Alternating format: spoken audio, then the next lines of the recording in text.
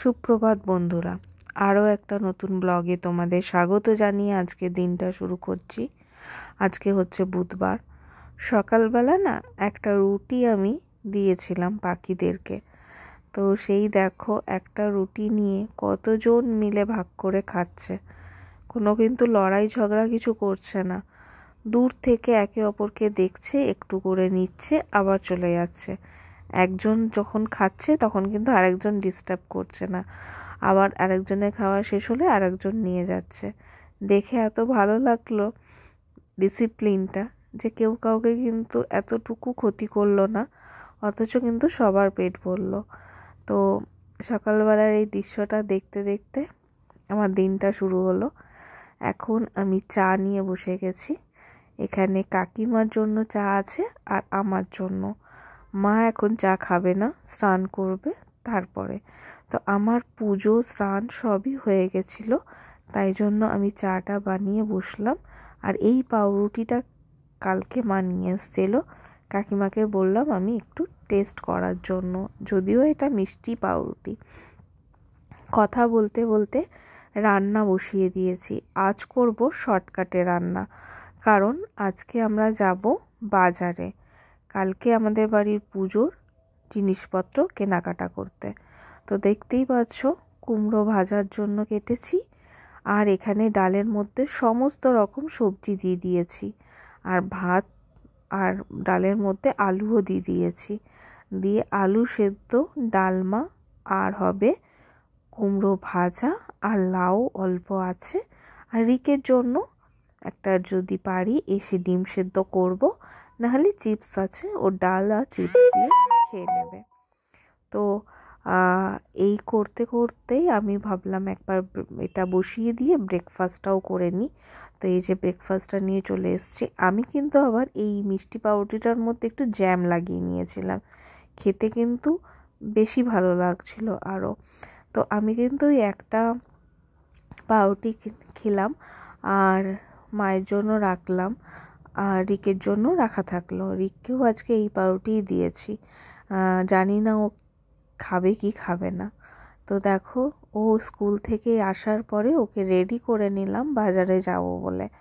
তো মা টোটোওয়ালাকে বলেই রেখেছে যে টোটো দাদা আমাদেরকে নিয়ে যায়।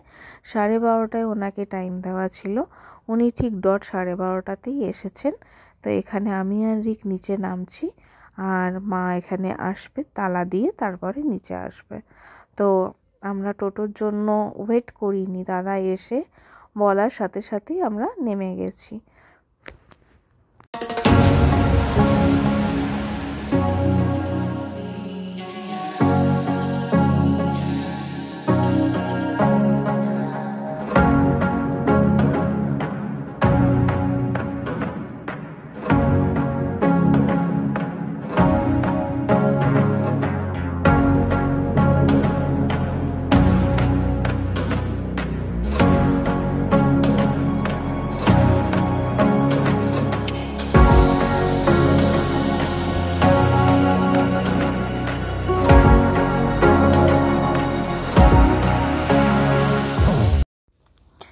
বাজারে পৌঁছে গেছি, এটিএম থেকে টাকা তোলা হলো, তারপরে বেরিয়ে আসছি। তো এখানে জানো তো একটা জিনিস হলো, আমি ক্যামেরাটা যখন অন করছি আমি কিন্তু কাউকে ডিস্টার্ব করছি না, কিন্তু ওখান থেকে দুটো ছেলে কমেন্ট পাস করলো যে এরকমভাবে, যে আলটিমেট বাজারে পৌঁছে গেলাম, এবার দেখো বন্ধুরা, মানে ভেঙানোর উদ্দেশ্যে। তো কারো কিছু বলাতে আমার কিছু এসে যায় না। আমি কিন্তু আবারও ক্যামেরা অন করে আমি ফুলের, ফলের সব কিছুর ভিডিও করেছি। তাই যারা বলছো না কাউকে, তারা একটু অন্তত নিজের দিকে তাকাও, একটু নিজের কথা ভাবো, যে তোমরা কিন্তু একটা জায়গায় নিজেকে এঙ্গেজ রেখেছো। তো আমাদের মতো হাউসওয়াইফরাও না চায় নিজেকে একটু এঙ্গেজ রাখতে। যদি কিছু ব্লগ বা শর্ট ভিডিও বানিয়ে ভালো লাগে বা আর্নিং হয়, তো তাতে ক্ষতি কী আছে? বা রাস্তাঘাটে যদি তোমরা আরও কোনো ব্লগারকে দেখো, তাকে ভেঙ্গিও না, অ্যাটলিস্ট তাকে মানে সাপোর্ট করো। তোমাকে কিছু বলারই দরকার নেই ওখানে। মানে যেটা আমার সাথে হলো খুব খারাপ লাগছিল, তাই তোমাদের সাথে শেয়ার করলাম। রিককে আমি কথাটা যখন বলছিলাম, রিক বলছে চলো তো কোন দোকানে দেখে আসি, কে বললো। আমি বললাম তুমি কিছু বলতে পারবে? বলছে হ্যাঁ হ্যাঁ আমি বলতে পারবো, চলো কোথায় দেখাও আমাকে। তো আমার ছেলে আমাকে কিন্তু ভালোই সাপোর্ট করে এটার জন্য, কিন্তু ওই লোকের কথা খারাপ লাগছিল। তারপরে যখন রিককে বললাম, রিকের রিয়াকশানটা দেখলাম, তখন আমার কিন্তু মনটা ভালো হয়ে গেল। তো এর মাঝখানে অনেক কিছু দেখিয়ে ফেলেছি। মায়ের দোকান থেকে মিষ্টি নিল, আমি আর রিক মিষ্টি খেলাম, ফুল নেওয়া হলো, ফলের বাজার করা হলো, সবজির বাজার করে এই যে আমরা ঘরের উদ্দেশ্যে যাচ্ছি। ওই টোটো দাদাই আমাদেরকে এসে নিয়ে গেল। এটা হচ্ছে জগন্নাথ মন্দির মামরা বাজারের। যারা দুর্গাপুরে থাকো তারা নিশ্চয়ই বুঝতে পারছো। তো আমরা ঘরের উদ্দেশ্যে এখন যাচ্ছি।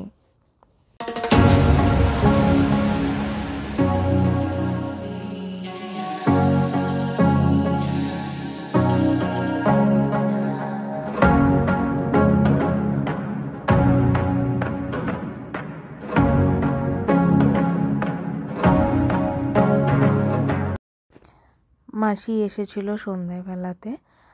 মাসিও লক্ষ্মী পুজো করবে, তো ওই ধান নিতে এসেছিল। ধান নিয়ে মা টোটো দাদাকে ডেকে দিল, দিয়ে ওই টোটোতে করে ঘরে চলে গেল, কারণ কি মাসিকেও পুজোর জোগাড় জান্তি করতে হবে তার জন্য। আর না হলে অন্য দিন হলে হয়তো একটু বুঝতে পারতো। তো ধানটা নিজে নিয়ে যাচ্ছে। অ্যাকচুয়ালি অনেকটা রাস্তাও আর অনেক জিনিসপত্রও ছিল, তো তাই জন্য টোটো দাদাকে ডাকা হলো। আর তারপরে মাসি বলল যে আজকে তাড়াতাড়ি না গেলে সমস্ত জোগাড় করা যাবে না, কারণ কি ভোর ভোরই পুজো হয়, তাই জন্য। তো আমরাও আর আটকালাম না, আমরাও বুঝতে পারি কারণ পুজোর প্রায়োরিটিটা সব থেকে আগে, তার জন্যই। তো মাসি এখানে চলে যাওয়ার পরে আমরা একটু কফি বানিয়েছিলাম, যদিও কফি আমিই খাই, মা খায় না। মাকে আর মিসকে র চা করে দিলাম, আর আমি একটু কফি বানিয়ে বসলাম। কফির সাথে কিছু নিইনি, শুধু কফিটাই খেয়েছিলাম। ভাল লাগছিল না, মনটাও একটু কেমন লাগছিল, তো ভাবলাম একটু কফি খেয়ে মনটা ঠিক করি। তো কফি খেয়ে বসেই ছিলাম, তা করতে করতে মা এলো। এই যে বাদাম পকোড়া নিয়ে এসেছিলো, বাদাম না মা বললো ছোলার পকোড়া হবে হয়তো। তো এই দোকানে মা কোথাও গেলে খালি হাতে আসে না, দোকান থেকে কিছু না কিছু নিয়েই আসে। আর এটা খেতে কিন্তু ভারী টেস্টি, বেশ ভাল লাগছিলো খেতে। তো রিকও খাচ্ছিলো, আমিও খাচ্ছিলাম, মাও খাচ্ছিলো। রিকের শরীরটা আবার একটু খারাপ হয়েছে, ঠান্ডা লাগলে ওর মেনলি ওই শ্বাসকষ্ট হয়, তো সেটাই শুরু হয়েছে। তো তার